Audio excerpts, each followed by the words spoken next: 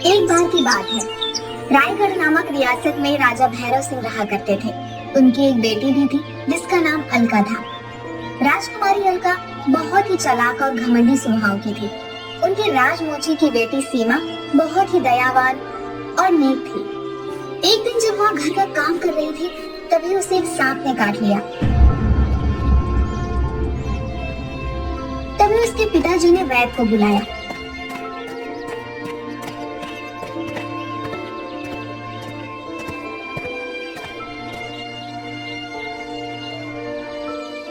सांप का जहर खून में चला गया है। बस किसी चमत्कार से ही ये ठीक हो सकती है। सब उसे ठीक करने की आशा छोड़ देते हैं। महल की राजकुमारी अलका सीमा की हम उम्र की ही थी, लेकिन वह सीमा का बहुत मजाक उड़ाती और उसे लंगड़ी कहकर बुलाती थी। राजा की बेटी होने के कारण कोई उसको कुछ भी नहीं बोलता था।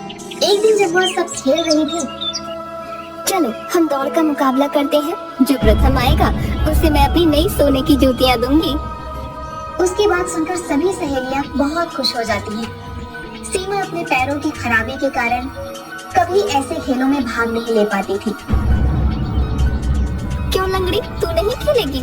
देख ले, तुझे सोने की जूतियाँ नहीं चाहिए? राजकुमारी की जूतियाँ पाने के लालच में सीमा भी दौड़ के लिए तैयार हो गई।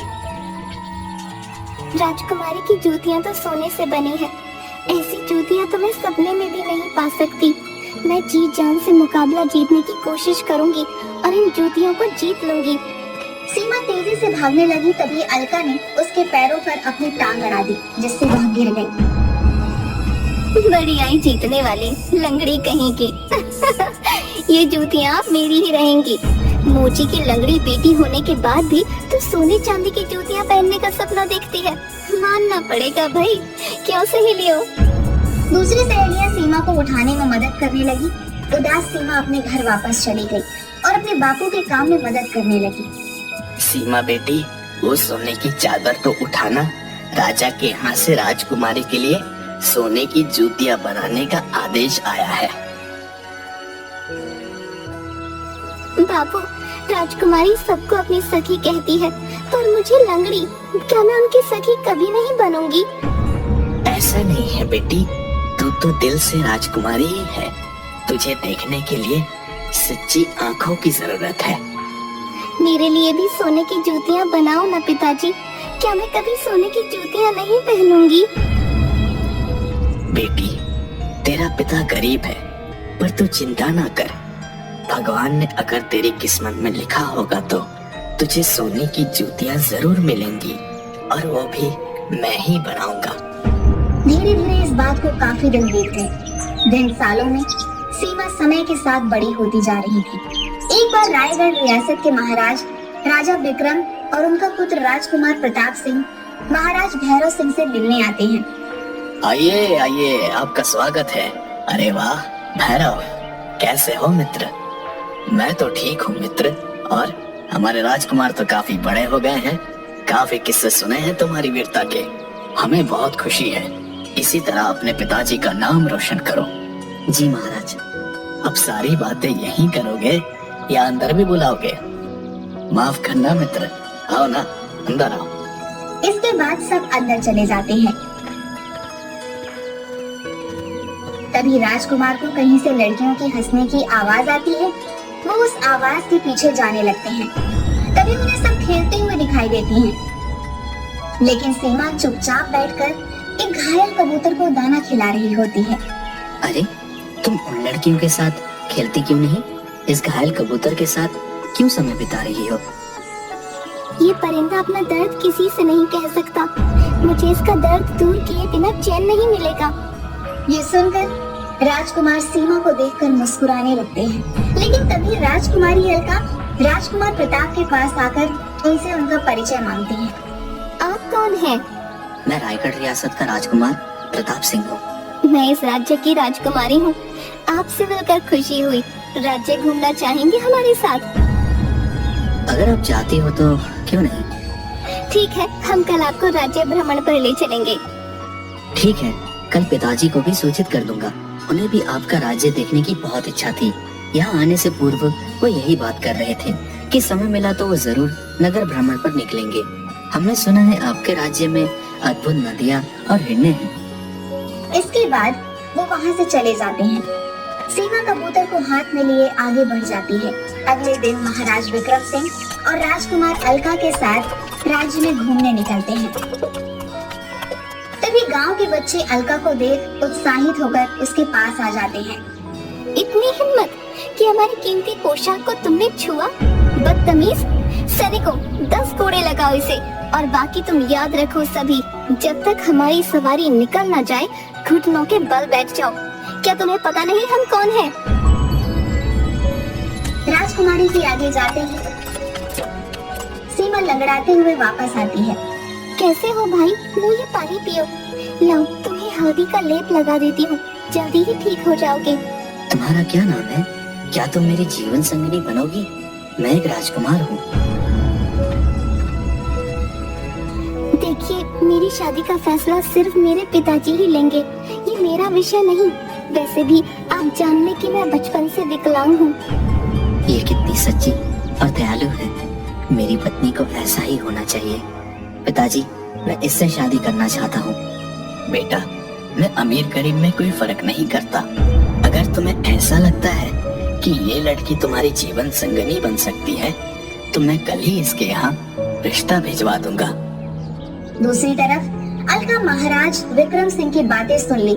यह बात सुनकर राजकुमारी अलका को बहुत बुरा लगा।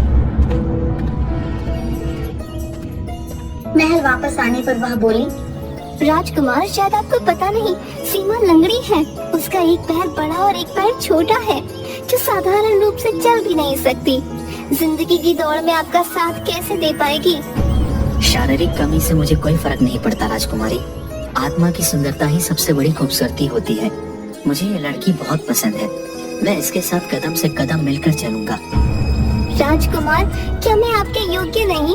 क्या वो साधारण लड़की मुझसे ज्यादा रूपवान है? देखो राजकुमारी, अपनी जीवन संगिनी के अंदर कई तरह की विशेषताएं देखना चाहता हूँ। मेरे लिए शारीरिक सुंदरता का कोई मूल्य नहीं। अगर ऐसा है तो आपको उसकी परीक्षा लेनी चाहिए। कोई ऐसा मुकाबला कराना चाहिए जिससे उसकी असली विशेषता का पता चले।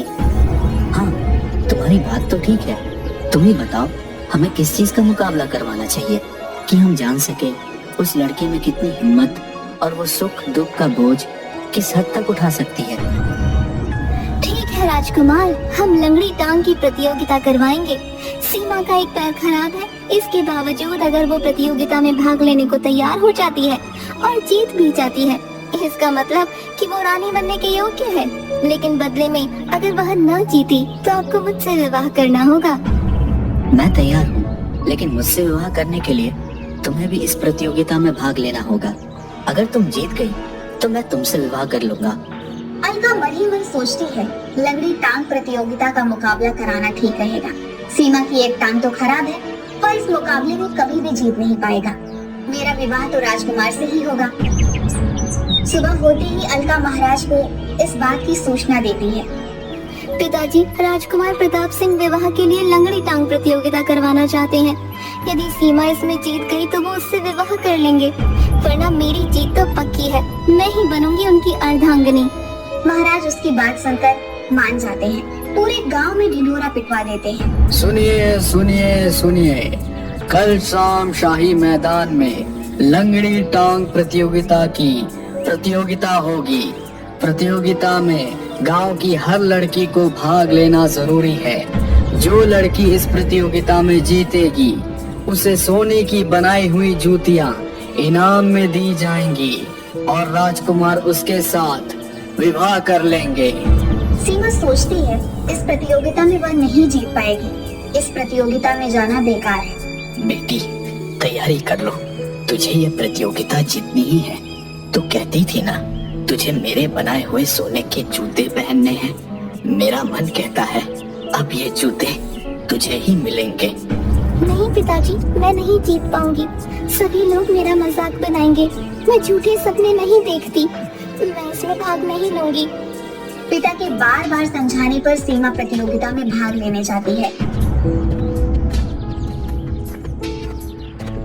अलका भी प्रतियोगिता के लिए तैयार होने लगती है। वह जैसे ही जूती पैर में डालती है, उफ, इसे पहनकर दौड़ना तो नामुमकिन है। तभी सीमा वहाँ पर आती है। उसे देख अलका के मन में एक षड्यंत्र आता है और वह कहती है, सीमा, अरे पगली, तुम तो नंगे पैर आई हो। बड़े बड़े घरों की लड़कियां तुम्हारा मजाक बनाएंगी, लेकिन चिंता मत करो, तुम मेरी ये पुरानी जूती पहनकर इस प्रतियोगिता में भाग लेना। आखिर तुम मेरी सहेली हो, इतना तो मैं कर ही सकती हूँ। अलका सीमा को अपनी टूटी हुई जूती दे देती है, जिसके अंदर कीलें निकली हुई थी। भोली भाली सीमा अलका की जूती पहनकर प्रतियोगिता में भाग लेने के लिए तैयार हो जाती है।